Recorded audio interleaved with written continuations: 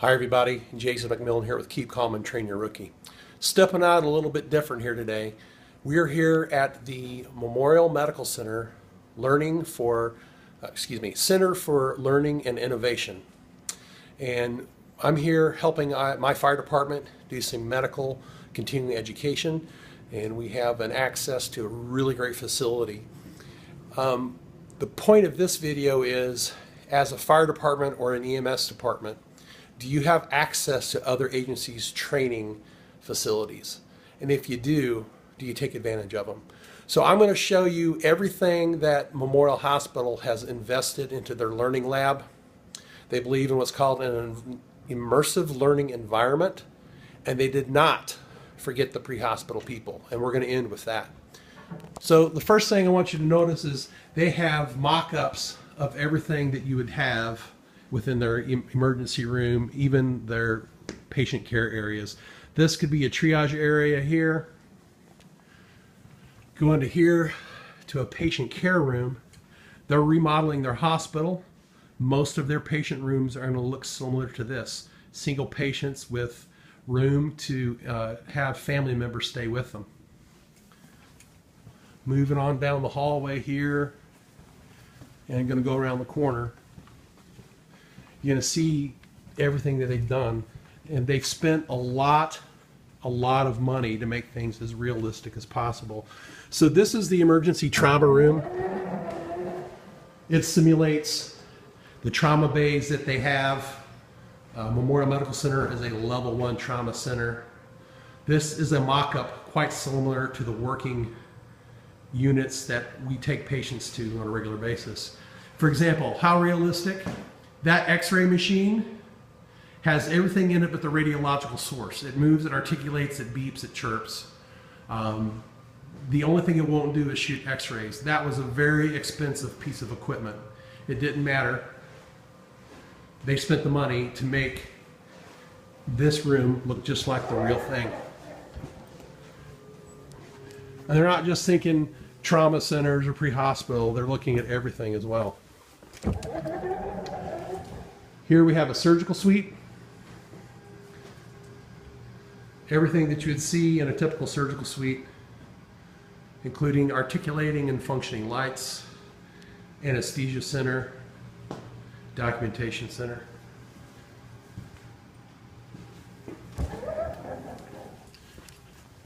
You even have the scrub sink.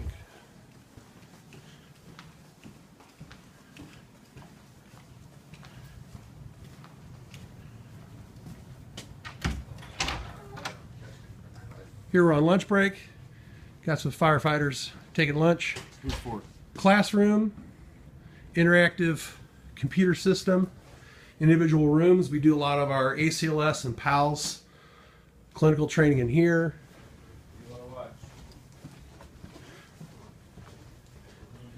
Multiple beds. All these dummies are electronic. You can interact with them. We'll show you the backstage area here in a moment.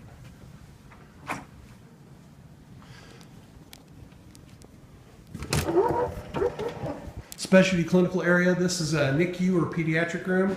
There's our neonatal warming station. They got a Braswell cart. That kind of ties in with what we're doing. We're actually doing pediatric advanced life support. We've been talking about the Braswell system.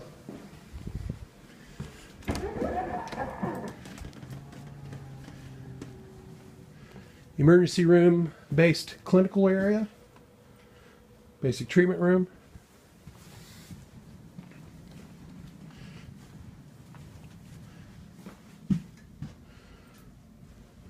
This simulates a doctor's actual personal office.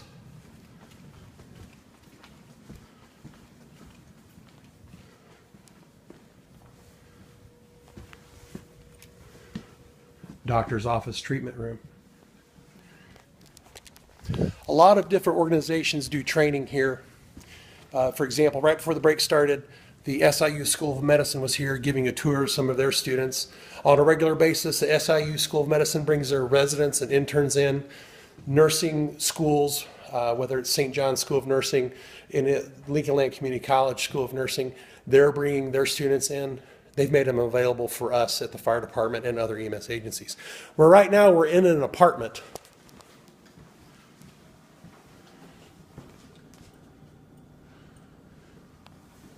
Basic compartment that has everything that a person would need to fulfill their normal activities of daily living. Furniture and layout. They do have walls that restrict your movement, but they got half walls so students can look in and see what's going on.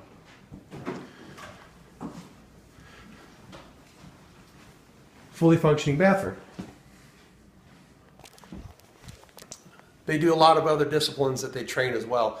Not just healthcare practitioners like you would normally think, like doctors, nurses, paramedics and such, but also home health assistants, people that is set up and teach people how to use durable healthcare equipment such as bedside commodes and toilet risers, Hoyer lifts and stuff.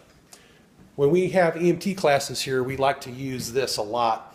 It brings people out of a traditional classroom into something more similar to what they're going to see in the field.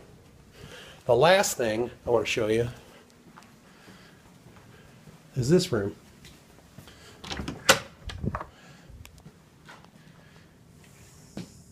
Here we have an auto simulator, nice cramped quarters that we can put people in. And how do you get somebody out while maintaining C-spine, get them on a lung spine board, and do it safely and securely? This is movable.